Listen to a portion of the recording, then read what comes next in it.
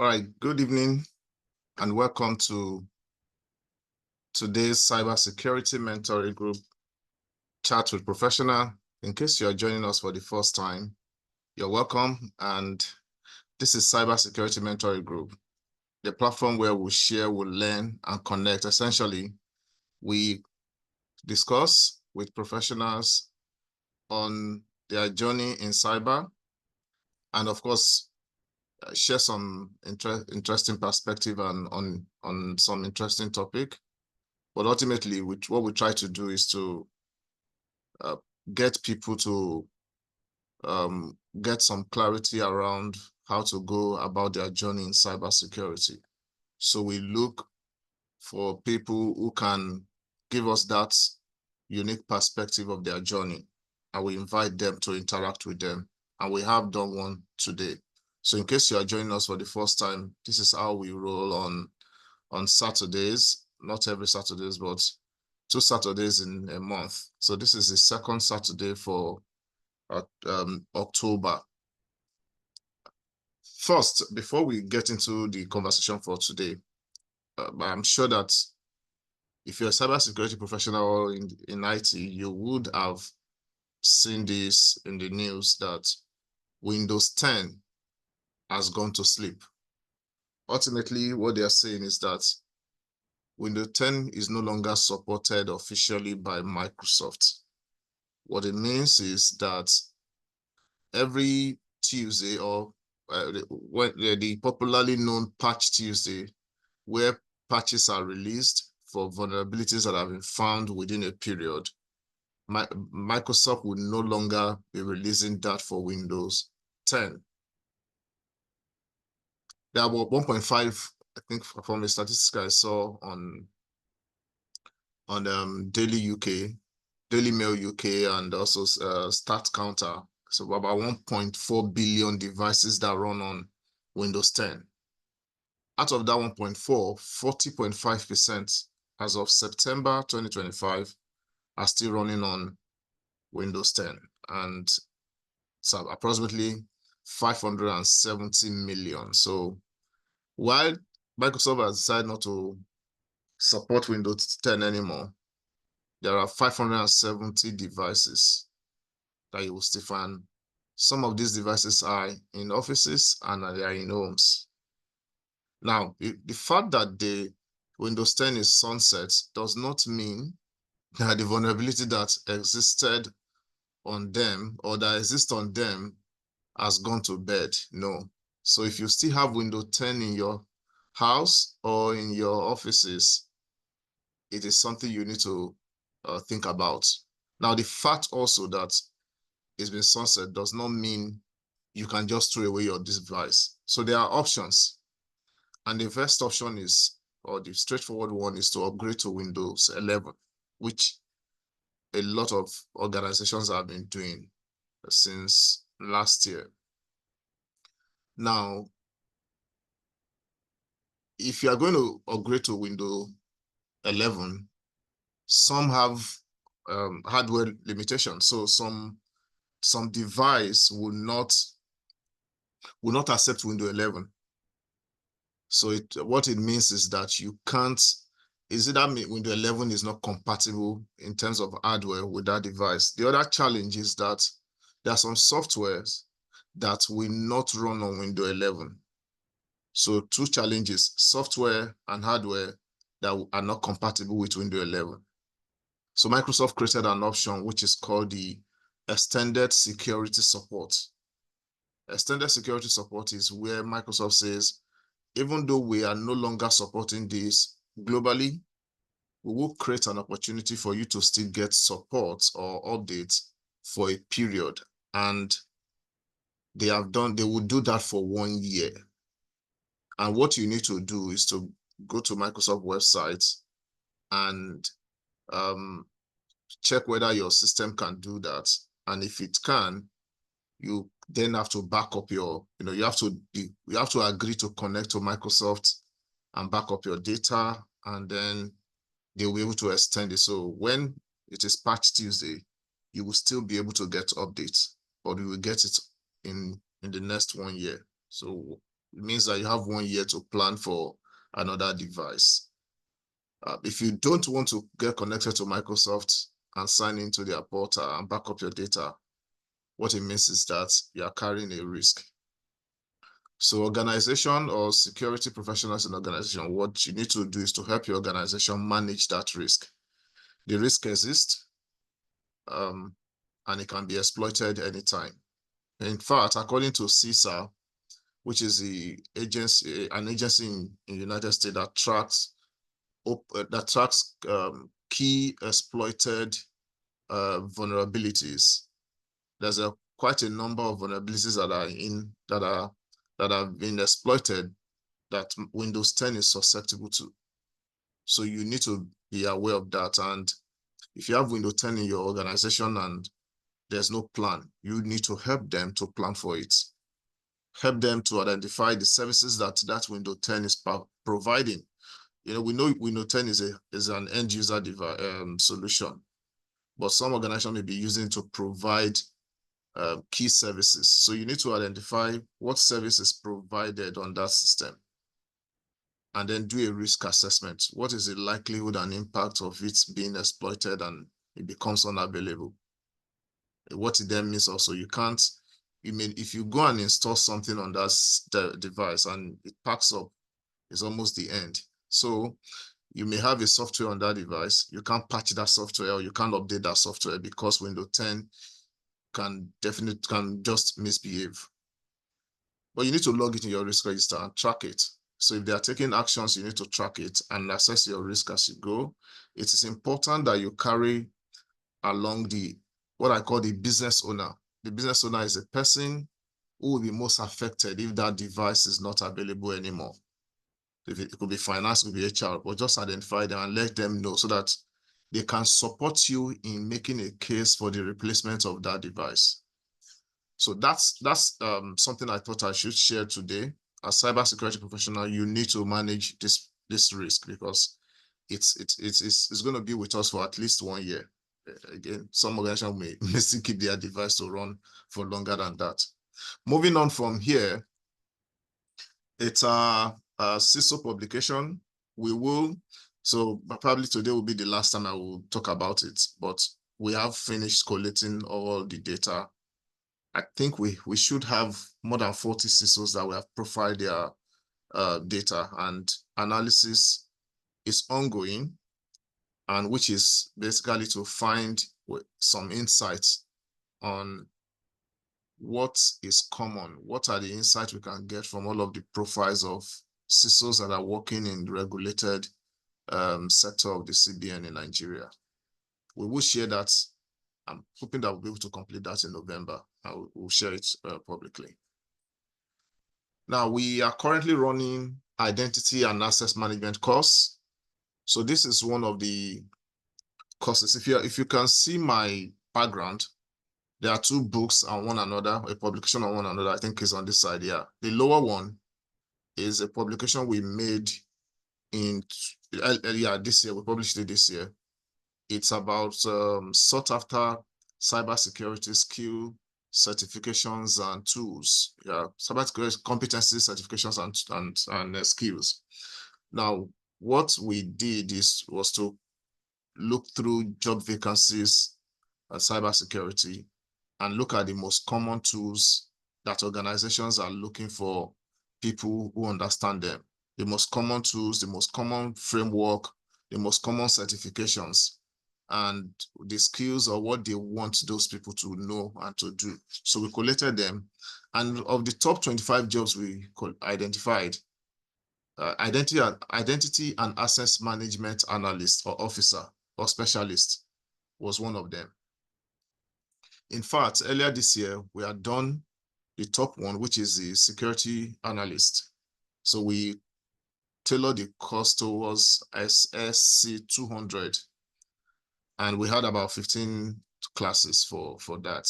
So we are doing this also because we found that the tool that came, one of the top 5 tools and one of the top 5 jobs is identity and access management. So we thought we could give people that experience to explore whether it's something they would like to focus on. So we started this class yesterday, no, Thursday. We have 47 people. How many people applied? But 47 people were selected. We had a prerequisite, which is you must complete an introductory course. And those that completed it with evidence, we then invite them to enroll. So we have 47 people, and we have today had our second class. So if you look at the bar at the bottom, you will see two well, I can see two bars there. So it means that we have had two classes, and we will be having another one on Thursday until the 29th of November. Hopefully, we believe that once you complete the course, there are options for you either to write the exam or to look for opportunity in identity and access management. So today is our 21st edition for 2025. It means that we have invited so far 20 cybersecurity professionals, and some of them with decades of experience.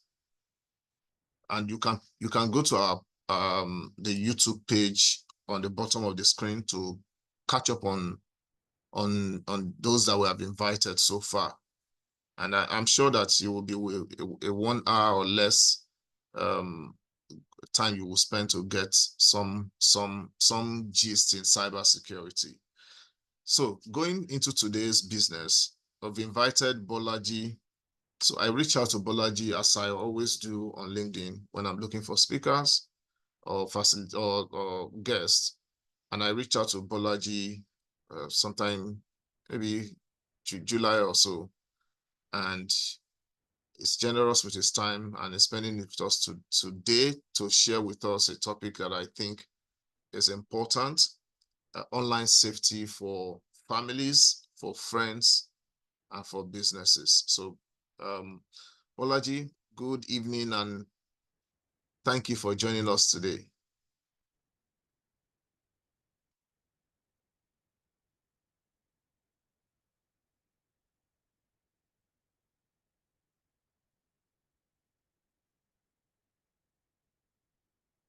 Hello, BOLAJI.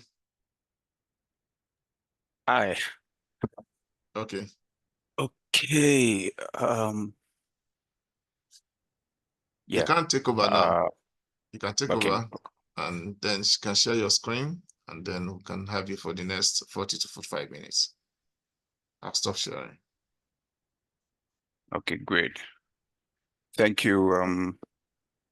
Thank you so much for the opportunity to be here. And it's a great pleasure, you know, to be a part of this community and to have the opportunity to share. And I want to say that, for everyone who came on board today and for the people that will watch, I want to say that thank you for coming around for us to do this together. And I think that in the end, it's going to worth it. It's going to worth the while and the time. So I'm about to share my screen. 1 second.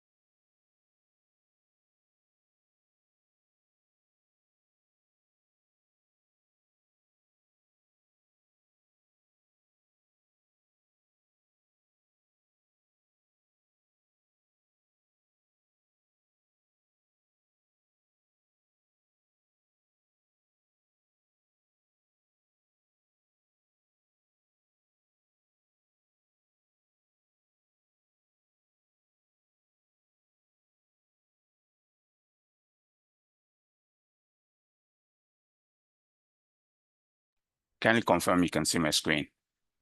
Yes, I can. Okay, great. So I would have loved to put up my cam so that everyone can see my face while I'm presenting. But unfortunately, I'm not able to do that at the moment. But I mean, nonetheless, we're still gonna have a good time.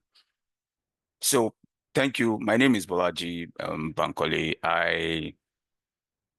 I'm going to start with an introduction of um, myself, and but I'm going to start in a very different way, very unique way, and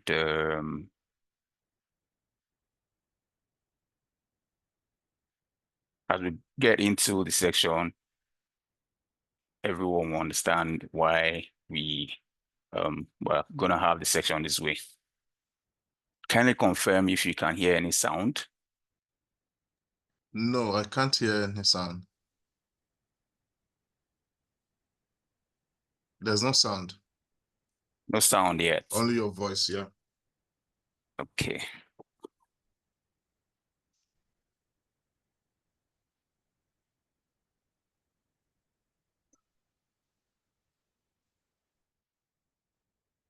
You hear any sound? No, there's no sound. Oh, no sound yet. Okay. Yeah. Okay. So let's get started. So I wanted to introduce myself in um a very different way, and that's still gonna come. So, but let's continue. So topic before us is online safety for family, friends, and businesses. I've been in the industry for about 16 years. If you ask me who is BOLAJI, I'm a forensic and information security expert. I've been privileged to, build my career as one of the lucky Nigerians who probably, just had the opportunity to get mentored by some leaders in the industry, and I've been privileged to learn about the non-technical aspect of cybersecurity, technical aspect of cybersecurity, and when I talk about the non-technical aspect of cybersecurity, I'm making reference to like the GRC, the regulatory compliance, the framework. That's the implementation of frameworks, regulatory standards, um, and the management of those standards, like the ISO 27001, 9001, ISO 27001 Information Security Management System, 9001, and the likes, and NIST and other frameworks. And if you talk about the technical aspect, I also, have the privilege to have learned. Technically, I started as, a computer engineer, network engineer, went into network security and the likes. I wanted to acquire enough skill within the Cisco networking and the likes. Like I wanted to become a CCIA. And so that was there. And so that helped me have very good in-depth knowledge of network infrastructure, network security, how to manage it and how to implement. And so I went into network security, information security, pen testing, and the likes. And when we talk about pen testing, we talk about network pen testing, mobile pen testing, web pen testing, API pen testing, and cloud pen testing. And so all of that experience really helped. And that's why I'm able to do one or two things differently. And it's a great opportunity that I do not take for granted. Today, Bolaji is, a cybersecurity expert. And by the way, we have a lot of things in common. And I love what Micah is doing. I love what Femi is doing. He's adding value to a lot of experts. Is helping promote the community and the likes, and we share a lot of vision together. I also have a mentorship program that I call BOLAJI BANKOLE Cybersecurity Leadership and Mentorship Program. So when I saw him with his mentorship program, I said, yes, this is it. I love what he's doing. And so what is this all about? This is a mentorship program that avails me the opportunity to, give back, by raising a community, of cybersecurity experts. And we're looking for ways to add value and give back to the community. And so um, it's been an interesting journey. And recently, I also introduced something called CAMI, which is like the Cybersecurity Awareness Music Initiative, which is different. Being a music person, and when I say music person, someone who can play most of the musical instruments and all of that, I came up with the concept of, promoting cybersecurity awareness, training people also, but doing that with music and the like. So I recently launched about 5 tracks of cybersecurity awareness, um, project. And this is all in line with what we are discussing here to, the mentorship program and all. So um, it's a way to also give back. It's a way to also innovate. It's a way to also add value to the community, basically. So that's a bit about who Bolaji is. I've been privileged to, have maybe about 20 professional certifications, and there's still a lot more to write, and I'm still learning. Thank you. And let's talk about online safety for family, friends, and businesses. Well, there is no way we're going to talk about this and we won't refer to, the internet, won't refer to the cyberspace. Now, so I usually like to define the cyberspace as, look at you having a phone and the phone is connected to the internet. As soon as the phone is connected to the internet, then you connect it to the cyberspace. You have data on that phone, right? So imagine you have a phone, a tab, a computer, all of this, as soon as they're connected to the internet, they are connected to the cyberspace. Now, you hear people talk about server. A server is also like a system, like a computer system, right? And it's just a high-end version. It means that, it's like you comparing a lorry or a truck to a car, So it's just the high-end version. It can perform more functions, and all of them are connected to the internet, right? So the reason we're having this conversation, talking about online safety for family, friends, and businesses is because we can't shy away from the fact that the internet is important, it's key for us to do, all of our daily functions, like for us to do anything. You want to transact, you want to speak with friends, you want to relate, everyone. I mean, there are a lot of phones right now. And in terms of phones that are connected to the internet, the laptops that are connected to the internet, I mean, it's important for us to really talk about it. Now, talking about this, what is happening on the internet? What is happening on the internet? I like to say that the internet, and in the world where we live, look at this expression. We only have two kind of people, the good guys and the bad guys. I don't know where you belong, but I mean, so I know where you belong actually. You are one of the good guys, right? I'm one of the good guys, but there are guys on the internet, there are people on the internet, I tag them as the bad guys, right? And what do I mean? The good guys have what they do on the internet. The bad guys also have what they do on the internet. And there's a reason for it, right? They have some sort of motivations, right? Now, that being said, for the good guys, that's why for businesses, that's why you have your laptop, you have, all the laptops connected to the internet, and there's a need for you to, use them. Um, And that's why we go around when you switch jobs from one company to another. They would also issue another laptop. You need to have access to the internet and connect for businesses and all of that. Yeah.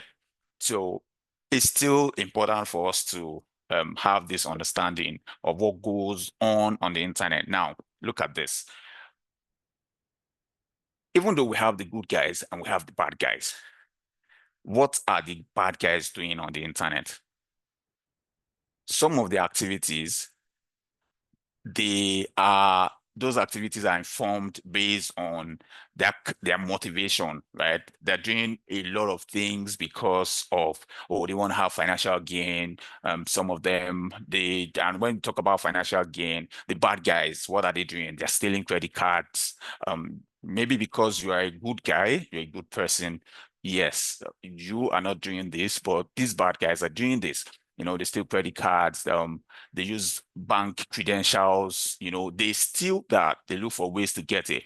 They also try to get other people's cryptocurrency details, account. They try to do funny things, yeah. And they try to get financial information they can use for different things. They try to also launch ransomware attack and the likes, personal data. They try to, harvest email of different kinds, phone numbers and the likes. And the next question we want to ask is, what are they doing with this personal data? Why is this my business, right? But you are important. You are an asset to the global world. You are important. And how? Your PII, your personal identification information, is important. You yourself, you're important. Now, these bad guys they know it. Yeah. And so what they're looking for, what motivates them to continue to be the bad guys, the fact that, oh, they want to have control, they want to take over some accounts, they want to be able to launch attack, they want to also be able to do certain things. And so when you see anything going on the internet, when you see anything going on the internet, there's a reason. There's a reason. So some of them might be because, they just want to have some sort of revenge and all. And they're being motivated for several reasons and all. But in all of this, you look around also, you see certain influences, you see some people spreading misinformation. They are manipulating information. Even in the days of AI now, you see a lot of manipulation all around, you know, sometimes they're tarnishing people's image and the likes. Yeah. So they have certain motivations, and it's good for us to have this context. So that would also help us understand that these guys are not sleeping. Cyber criminals are bad guys. Hackers are the bad guys. Malicious actors are bad guys. These guys, they have calculated objective. Like, they understand what drives them. I mean, the love for that money and the likes, So that is one of the goals they have.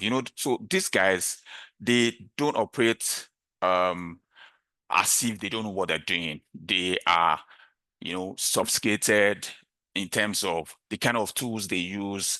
They have, some tactics. They keep learning, yeah.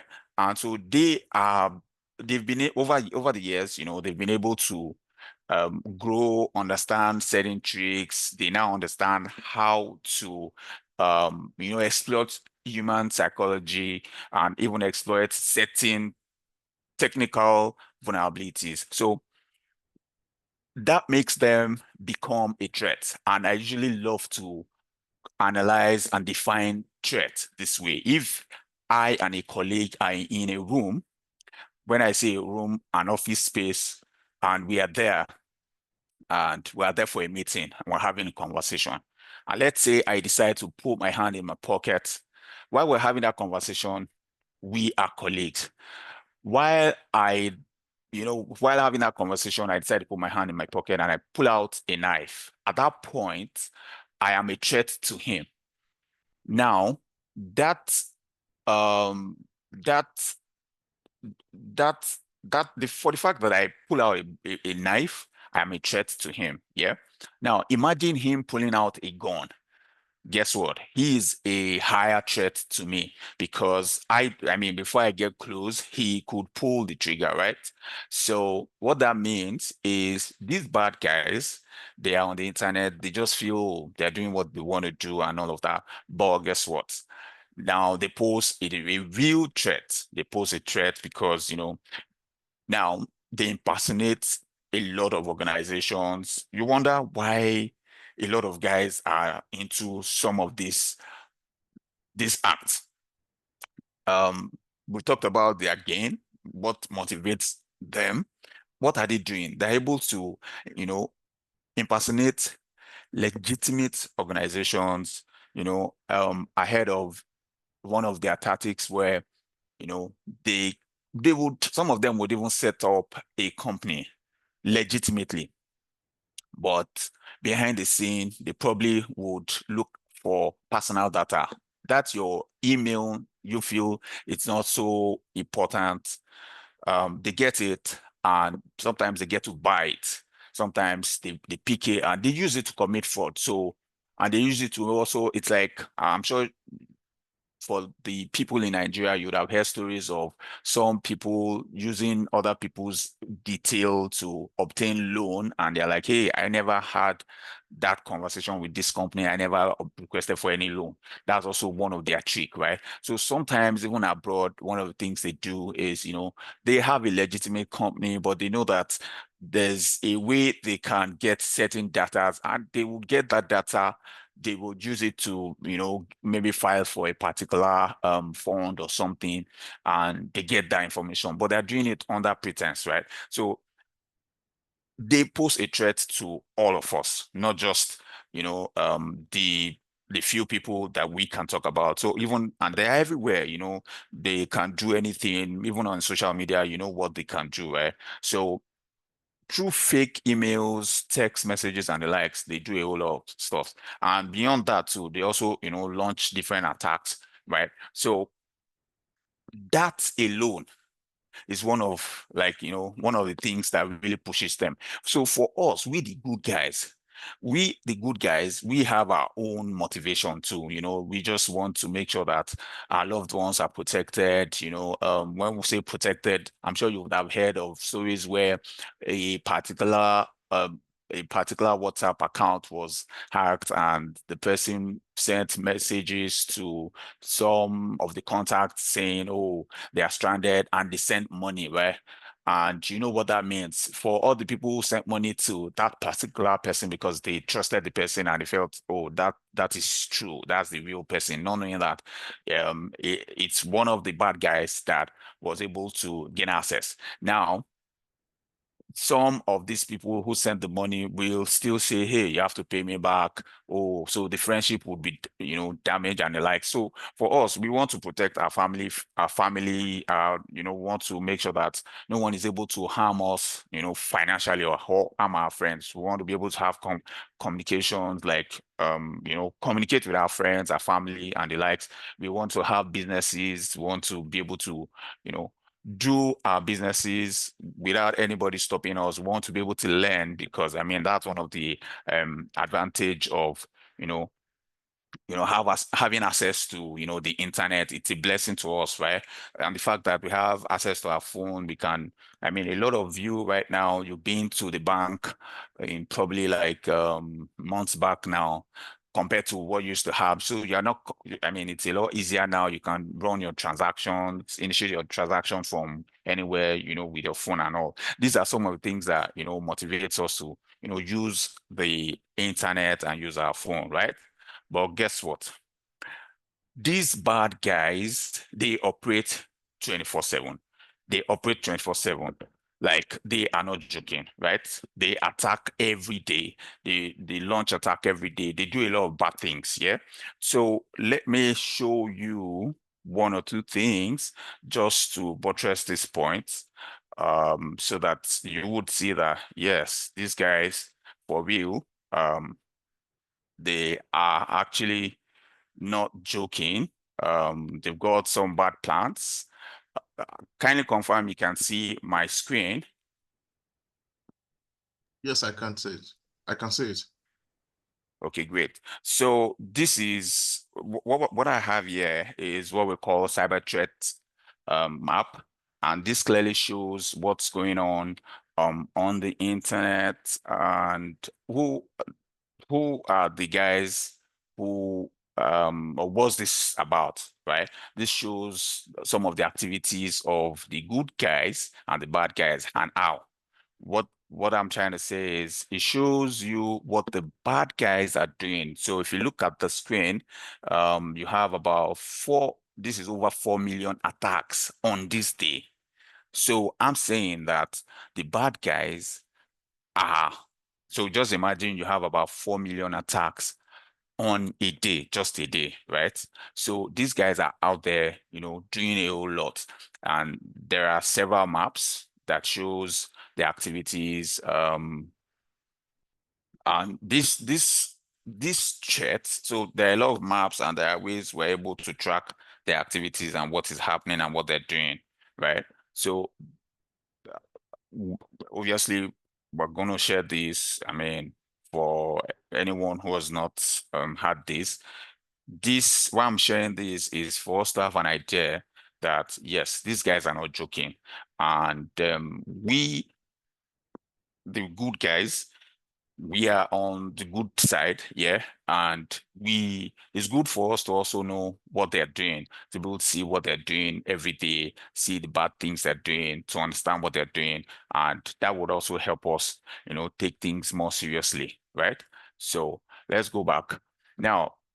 Every seconds they are, doing their thing. They will never stop because no matter what, they're actually able to, achieve one or two things. They're able to make some financial gain out of all the data theft, the identity theft that happens, right? So I just want to share that we get to understand that these guys are in for business. I said that to say this. We, so I am going to quickly define what an asset is. We are super valuable. We have assets. Our information is classified as an asset. We are important. Your name is important. Your data is important, right? And so we have to, that's why you hear this expression that, oh, cybersecurity is everybody's responsibility. We have to get involved. We have to pay more attention regarding how to protect our information, right? So we understand now that these guys, they are not sleeping, but you are sleeping, right? And so they are not sleeping. They are making a lot of money from all of these things they're doing, but we know that what they're doing is bad. When they get caught, everything, gets to mess them up. But it's important for us to understand how they operate. And how do they operate? They operate in a very, very they have different tactics, but it's good that we have an idea of how they operate. There's what we call the phishing attack. They use that. They use social engineering. They try to trick people into you know they just send some sort of emails and they try to see if you click. And a lot of people think that they only send it to only 5 people. No, they send bulk emails. They have ways of sending it to so many people. So if they send to 50 people, at least if only one person clicks, and imagine they're able to get $2,000. I mean, for that person, they feel like they're okay, right? They will send another one. And that's like if only one out of 50, you know. But I'm saying that it's good for us to have an idea of what they're doing. And not just that, so sometimes when they send those the email would they have the email will come into our email box, we click on it, it downloads malware, and that gets into our system, right? So it's good for us to understand that these guys, they pose a threat, right? So and they set trap in different ways. So if they keep doing this every time and they are not relenting and they keep looking for different ways to do that, to steal our information, to use our information against us, just because of their own selfish interests, don't you think that we should pay more attention to some of their, context, some of their approach, right? So social engineering and manipulation, so phishing email, they also use, the like the fake WhatsApp alerts. Now, let's quickly go to this. If you are listening to this, you have a WhatsApp account, you have a phone, and you have not activated your two-step authentication. Two-step authentication, that is meant to protect you. If you have not done that, you're trying to help the bad guys get at us. You're trying to help them, win. That's what they're trying to do, right? So we need you to pay attention to, this. And I'm quickly going to say this. All email that you have, like the Gmail, Yahoo Mail, there's what we call the 2FA. 2FA is two-factor authentication or multi-factor authentication. It's in a simple term, it protects your emails. It protects your emails and it protects all the applications, right?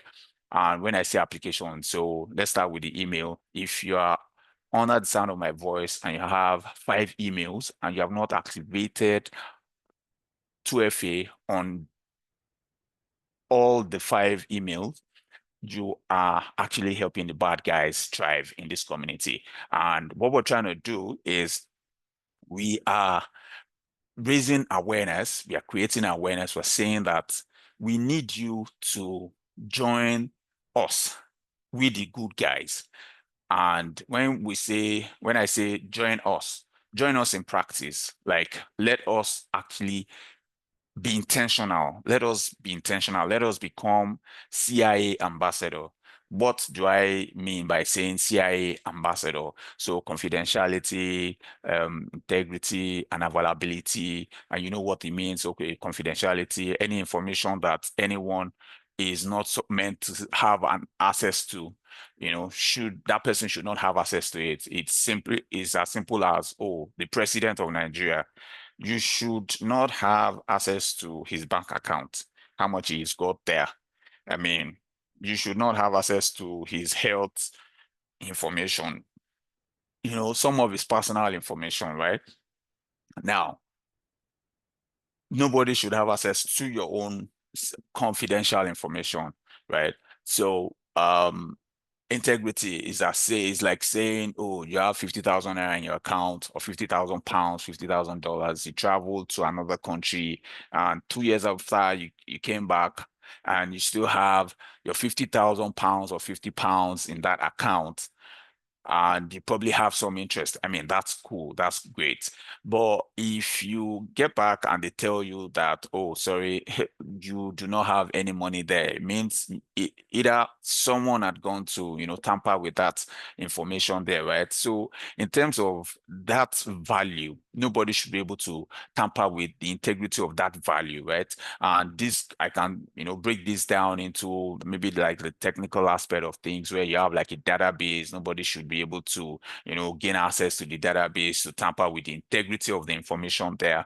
So that's why sometimes you have what we call, signing of softwares and all. You know how I could put out a software by, let's say, because my name is BOLAJI and BOLAJI Limited or something, as a company, I put out a particular software and I sign it, right? So that when you go to get that application, it's not like someone else would have gone there to add a malicious script into that software and put it out there. So if you check that signage, you would be able to say, yes, okay, yeah, this is this is what I put out there, right? So that's like the integrity. The availability is, making sure that certain information are available when required. Now, so we're saying we want people to be CIA ambassadors. What does that mean? We should be intentional about protecting our own information, protecting our information online, and protecting our own information, making it easy. Let's work together to make it easy for the good guys to win. Right. So I have this song that I wrote. I say, oh, I'm a CIA ambassador. That's who I am. I'm a CIA ambassador. That's who I am. So you are a CIA ambassador. That's who you should be. You should be a CIA ambassador. That's who you are. Then, I went on to say that I pledge allegiance to protect data and information wherever is stored. So we have to be intentional. These guys are intentional. They are looking forward to, how to commit financial fraud and identity theft. They do not mind, they just want to put up fake loan app. They want to, launch their SIM swap attacks and the likes. They don't mind. One of the reasons they would usually call anybody is, oh, they would just put up a phone, try to get anybody's number online, and they would quickly try to, put up a reset, and the OTP comes to you, and they are calling you just because they want to gain access. And you see in other part of the world, also in Nigeria, you see the Ponzi scheme and all of that. So these people, they know what they're doing. The other context of the malware, where a lot of people do not know this. I mean, but being a pen tester, this I can quickly relate with this, right? So a lot of people find it easy, to buy some of these softwares or download, not even sometimes, yeah, they buy some cracked software, some they just download cracked softwares, but some of these cracked softwares are laden with they already fuse in some script, some malicious script. And as soon as you install it, like you're making it a lot easier for them. They would have access to all your information and they can do a lot of things, right? So what are we talking about?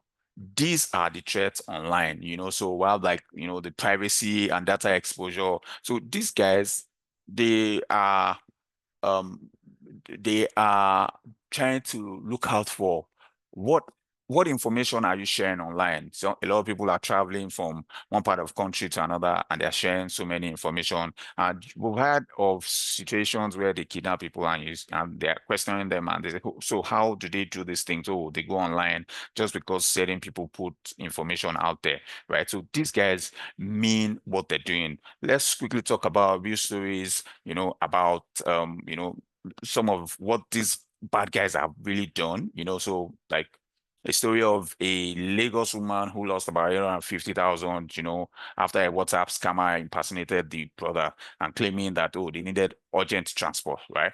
So 95% of cyber attacks begins with social engineering, not just technical aspects. So these guys understand that it's a lot easier to deceive people, right? It's a lot easier to deceive people. So they are doing all of that and they will never stop because they are, and let me tell you, let me break this as a news to you. They are making exploits. They are achieving a lot of, some of their tactics are working. Yeah. So 81% of hacking related to breaches, involve stolen or weak password. So let's quickly talk about weak password. Let me quickly show you something about that. So talking about weak password, um, kindly confirm you can see my screen. Yes, I can.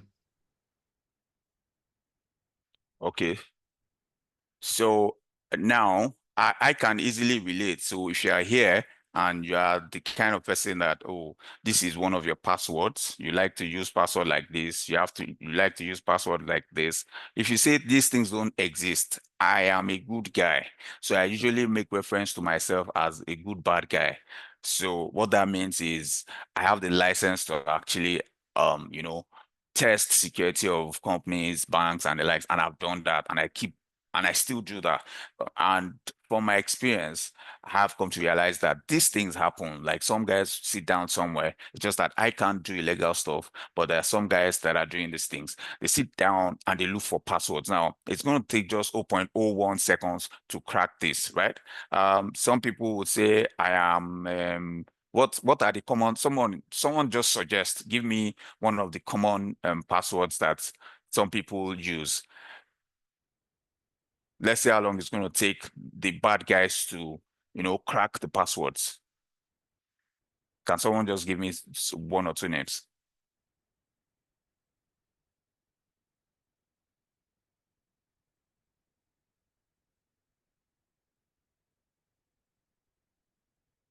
Okay. Let me see what we got in the chat. Oh, great. Password 123. Okay, so let's look at this.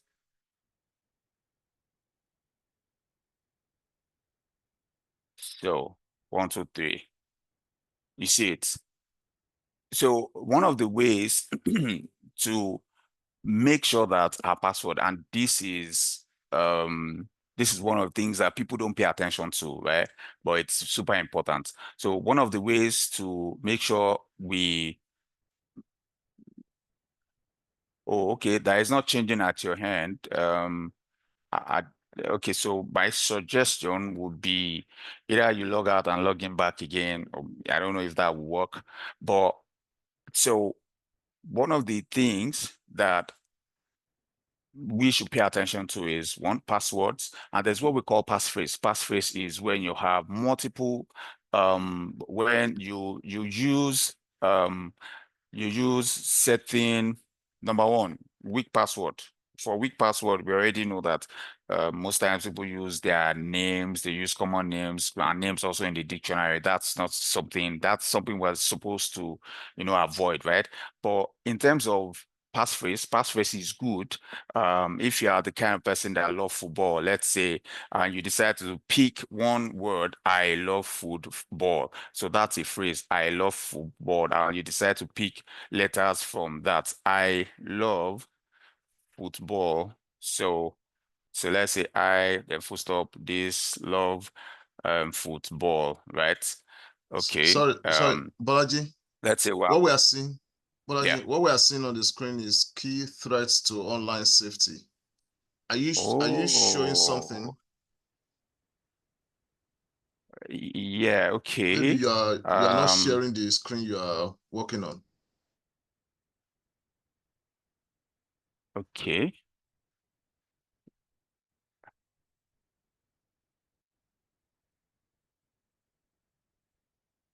Okay. This is what you're saying, correct? Seeing, yeah, that's what we're seeing. Threats, key threats and to online safety. Okay. Maybe you have a screen that you are not sharing. Let me go back to that. Uh, okay. So let me stop that and quickly share this. I think that's why. Thank you for calling my attention to it.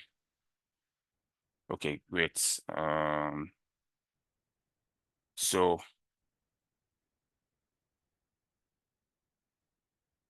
can you confirm you can see what I have on my screen now? Yes, we can see how secure is your password. Okay, great. So now a lot of people use this, and as as I was saying, um, the bad guys actually use this too. What I mean by use this is they look for ways to crack passwords. They still do, right? So one of the things we want to talk about is we have to pay more attention to how we develop our passwords, the kind of passwords we use. We should also make sure that we do not use words in the dictionary. We should not use common words. We should pay attention to weak password, and it's important for us to know. So this is a weak password, and one way to make it difficult for these bad guys to break our password is to use what we call passphrase. And passphrase, you can generate it. And so, like I said, we have to be intentional. And one of the things to do is let's use a phrase, I love football. So I love football. Let's pick one letter each from that phrase. And we have something like this. And so and you can play around this. You can play around with this. I love football, right? Um, let's see what we have here. What can you see on the screen? It's still the page. How secure is your password? We're Yeah, seeing asterisk I.L.V. yeah. So I highlighted something beneath. That's 400 million You can years. see 400 million years, yeah. Yeah. So that's how long it's going to take the bad guy to crack this. So as soon as they see that it's going to take a long time, they would stop it. What's the context there? The summary of this is I'm saying that we need to pay more attention to how to create passwords, and we should stop using weak passwords. I have conducted several penetration tests, and one of the things that I see most times, they use a lot of weak passwords. These things still happen. We should start adopting passphrase. You could be, oh, I love to eat amala. Just coin maybe first letters of it, and you can make do with that. So another thing, I already talked about the fact that it's important for us to also use the 2FA. Yeah. So let's go back to, yeah, let me quickly share this.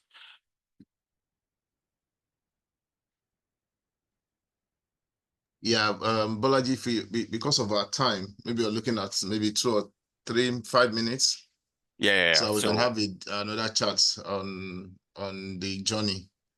okay, great. So I will, um, I'll still be able to meet up with that. So now, these are, threats online, and we need to. So if we have anyone here who also usually like to, download free softwares and the like, these bad guys actually use this, right? And so 1 out of every 5 PCs, contain malwares, and these things are real, like for real, they're real. So in terms of what is going on, also we have, like, for our family members, and there's some of us who we have family, we have brothers, and they use phone. You would have heard series of stories where a 13-year-old boy in the US took his life just because some people bullied that child, right? So we want to pay attention to what happens around us. So these are some of the things that we see everywhere. The fact that there are a lot of threats, the malware, they try to take over accounts, and they try to steal our information. Now, despite the fact that this happens, as a business, that's why it's inevitable for any business to thrive if they fail to pay attention to cybersecurity. And that's why you see that a lot of banks now have, like, the cybersecurity team, they have a CISO and the likes, also because CBN also made it mandatory, right? So for us, it's important for us to understand that personally, cybersecurity hygiene is important in terms of how we manage our phone, all our apps, so starting from the phone.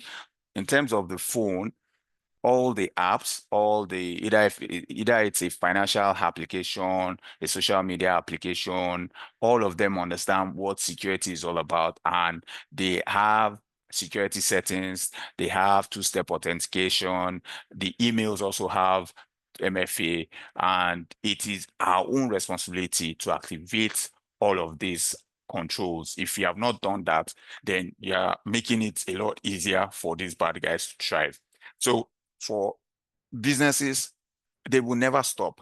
There's, the BEC scam, the business email compromise, they continue to do all that they are doing, right? But in our own Nigerian Cybercrime Act, Section 1922 of the Nigerian Cybercrime Act. Now, it speaks about the fact that if there's anyone who gets involved in the corporate fraud, data tampering, and all of that, there's punishment for them. So, and I usually tell people, if you have anybody who is a scammer, they will definitely, get them, right? So it's important for us to pay more attention to security of our phones. And it's our own responsibility to make sure that our own phones, 2FAs are activated on the phone, on all the apps, and also across the family. We should even have conversation around this, talk to our families and all of that. So what are the biggest online risks that the children face? You know that this social engineering, these guys also, they target kids too. So, but a way to summarize that is to say that it starts with you and I, and we need to pay attention to ourselves. And like I said, if you have 5 emails, if you have not activated 2FA, two-step authentication, if you don't even have what we call antivirus on your laptop, and you're using that laptop, you're at risk, right? If you don't have antivirus even on your phone, you're also at risk. So if you can afford it, it's also a good thing. So there's a lot to share, but what is most important that I want everyone to take out of here is there are, on the internet, there are bad guys, and we are the good guys. These guys will not relent, and they are looking for different ways. And you might say, oh, my company, we don't have money. What would they do? They, if you conduct, uh, if you conduct security assessment and threat assessment and all of that, you figure out that maybe some of these bad guys are already on your system, right? They're already even on your network and the likes, and you might not know. So a way to wrap this up is to say that, um, let's pay more attention to security of our information.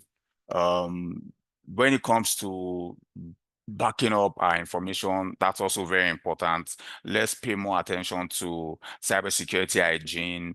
I want to talk about the hygiene. Obviously, it's one thing to even have an antivirus. It's one thing to have it function properly, scan properly, and the likes, right? And education, let's continue to learn. Let's continue to evolve. These bad guys are every day learning. They are looking for ways. And like I said, two-factor authentication is important. We need to make sure that our password also, learn how to use passphrase. Also, password manager is important for everyone. And so for all your application, also make sure that you pay more attention to all the security controls there. And we need to educate our family members and friends, and we should also pay attention to some of the automatic updates that, you see them pop up, read it, research, ask questions and all. So that being said, I'd like to say a big thank you for, the opportunity to be able to share this. And if you've got questions, you can ask. Thank you. Yeah, thanks. I think we have just a few minutes to wrap up, and thank you for the presentation. Again, I like I like the song that you introduced. Was a good one for people to um, be able to relate to CIA. Now, the question I wanted to ask you is around your journey into cyber, and just to just to get some motivation for our community. How did you start your journey, and how did you decide that cybersecurity is a path you want to follow? Okay, great question. So first, my first degree, I had BSc in physics. Um, BSc Physics. And while I was in school, before I graduated, I knew that I wanted to do something about technology, right? So I started with what was in vogue then. Everybody wanted to become like um Cisco certified. And when I say Cisco certified, I'm not talking about just CCNA, like CCIE. That was my goal really, because I had friends who, wanted to, get that. So I started researching and I knew that, okay, yeah, let me start with that. I wanted to have a very good understanding of networking. So I started with that. And I had like CCNA. I did my first CCNA exam, and this is also to encourage everyone. The first CCNA exam that I did, I had a friend, two of us studied together. I was teaching that person, but guess what? When I wrote the exam, I failed with just 1 point. I failed. I was so upset and all, but it was my mistake. So it wasn't like I didn't know it, but so I wrote it like March, I failed. Then in September, I wrote it again and I passed. But I mean, after I wrote the first one, I felt sick. But I said that to say this, that, a lot of people, professionals also, sometimes you might not hear about this, but I mean, failing exam, sometimes that happens, but you have to understand why you failed and move on and, pick yourself up. So I was able to move on with that. Then from there, I started writing other certifications. So I knew I wanted to understand networking and all of that. So I paid more attention. In fact, I had my networking training like 2 times. So as at that time, also in Nigeria and within all the banks and most of the companies from my research and all of that, I realized that when most companies are using Cisco devices, I usually research, I would go to LinkedIn or go to like the job, when you just search for network, just search for job, network administrator, and what I see is system administrator, network administrator. I see, oh, they're asking for CCNA. So CCNA, CCNP, and CCIA. And these are the guys that were winning and all of that. So I started with that. I acquired that skill. Then at some point, I was privileged to join a company that is into value-added servicing company. Value-added servicing, they are a value-added servicing company. So what do they do? They are into like the SMS, bulk SMS, and the likes. Now, don't forget, I started with networking. I also paid attention to Active Directory server. So I was doing server. I learned it. I was setting labs. I set up lab. So, and how did I get the idea of setting up lab for server administrator, server administration, and the likes? In CCNA, you have labs. You have like the packet tracer. So from there, I got the concept. I started researching. Oh, I realized, oh, so I can even learn more about Active Directory. I can become a system administrator and a network. So I told myself, I want to acquire all the skills. I want to become a system administrator. I want to be very, very good. I want to learn about network administration. I want to be very, very good. I got to the point where I understood all the components, like all the devices that are supposed to be on the network. Now, I now got to the point where I understood what it means to set up a network, like, a mini network, the kind of networks they use in the banks and the likes, and network diagram. I also picked interest in that, so, but if I'm to tell anyone, I started that and I began to pick myself and all of that, but I would say that it's okay for anyone to, get mentors. Mentors will help you, climb easily, get to point you in the right direction. So for me, I moved from there. I had an understanding of network security, network architecture, and the likes. Then while I was with that company, they wanted to transition into mobile money. Now I've been researching about information security. I've been researching. Then people, we didn't have like a lot of people talk about information security. I mean, I rarely have people. So the only thing I had access to was to research. So I was researching and all of that. And so I got to understand that, oh, there's something called policy. I could develop policy and all of that. So I started learning. Boom. This company just said that, oh, they want to transition from a value-added servicing company into a mobile money company. And because of that, now, CBN said that these are requirements. Now, the requirement, I am also good with research. So I love to find out. I love to ask questions. So that helped me. They said, oh, these are the requirements. Now, don't forget, I understood server management, Windows Server 2008 then. So I understand how to join the domain. I've done all of those labs and all of that. I also understood Active Directory. I used Exchange also. As at then, when we have like mail servers, we have them in the on-prem, right? So I went through all of that for my research. I watched videos and set up all of those labs. I even used Exchange 2003, 2003, 207 and the likes, right? So I moved from that. So I understood those requirements then. I moved from that to where, oh, the mobile money requirements, we needed to develop policies. Now, we needed to also implement the same Active Directory. Now, we needed to also conduct pen tests. So I got to a point where in 2013 was when I had my CH certification, so that worked for me. And so I was researching and that helped me. I learned about that, learned about how to conduct pen tests and the likes. And so that was my major entry into information security. So I also learned, got so good with all of that interest. I had someone who is like a mentor. I usually, when I get to find out anything about cyber management, active directory and likes, I go to share with him, and he tells me, okay, continue, do this, do it. And so that really helped me. And so before we knew it, I also started implementing security controls, then, laid my hands on network devices like the peaks. So don't forget, in those days, I worked on Cisco products, so the Cisco switches, managed switches, unmanaged switches, and likes, Cisco Catalyst. I even know all of those commands in my head and all. So, and Cisco peaks, then Cisco ESA, that's like the firewall. And so these are like the requirements. So I researched, and these are the things we need to implement before we pass the audit. So I did all of that. I led the team of security team. Then we had a security group head in Kenya.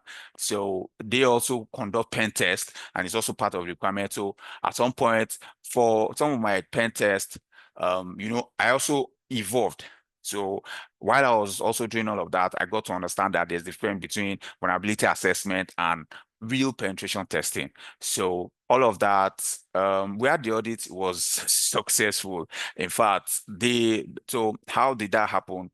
So some guys who implemented M-Pesa, um, the M-Pesa guys, technical guys came, CBN brought them. So CBN checked our policy document and the likes, while these guys, technical guys, check our SIM and what we did. So, and that was also when I also understood the difference between using open source, so we used open source to implement certain things, and then we had commercial license for some other things and all. So that's been my journey but I've always wanted to, be hands-on. I told myself I want to be a leader that will understand things such that my team member will not lie to me technically. So that's been like my journey. There's a lot to Thank talk you. about. Thank you. Yeah, there's a lot.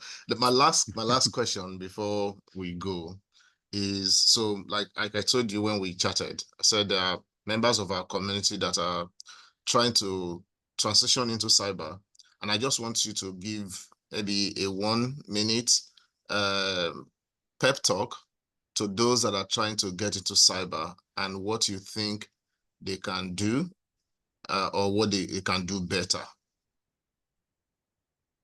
Okay.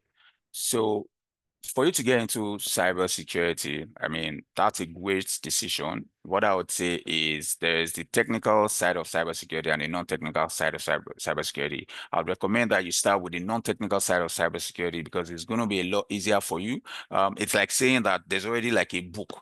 There's already like a template. You just look at the book, you read it, learn to ask questions. Like that's what you're trying to do. Like, you're trying to audit and all of that. You learn to ask questions. That's going to be a lot easier. Then while you're doing all of that, acquiring your skill in all of that, the GRC skill and all, yeah, then obviously look for a mentor, right? Then while you're trying to do that, it will help you understand what part of technical aspects you should chase or you should build your career along, the kind of career paths you should follow or the kind of technical skill you should acquire. Yeah, and there are also, for the non-technical, there are also foundational professional certification in that context, so try to also acquire that to learn on the job, reach out to as many mentors you can have access to, learn from them. Thank you. All right, thank you so much, Bolaji. I appreciate your time and sharing with us from your experience. I haven't seen any question in the chat, but I think, yeah, I think we've come to the end of today's session. If you joined us for the first time, thank you for joining us. We try as much as possible to bring experienced cybersecurity professionals to come share thoughts, and I believe that you've gotten something that you can improve on today. Thanks so much, Bolaji, for being our 21st guest on in 2025. So we will green out the October 18th here. We'll be going on to the next one, which is November 1st. And this recording will be uploaded on our YouTube page, and you can get to listen again. I think by tomorrow I should be able to upload it, and you can also catch up with others that we have uploaded and executed in the past. We also have a LinkedIn group that you can check. We do share a lot of our activities on that page, and I want to thank you for sharing your weekend with us, and we apologize for taking you away from your family. I haven't worked on throughout the week, but thank you for contributing to the community. And if there's any way also you think that cybersecurity mentoring group can be of support to the programs that you do in building the community, please reach out to us. We will be glad to lend our support. And thanks tonight. And I'm wishing everyone a very good night, and we will see you again in 2 weeks' time. Thank you, and have a good night. Thanks. Bye. Bye.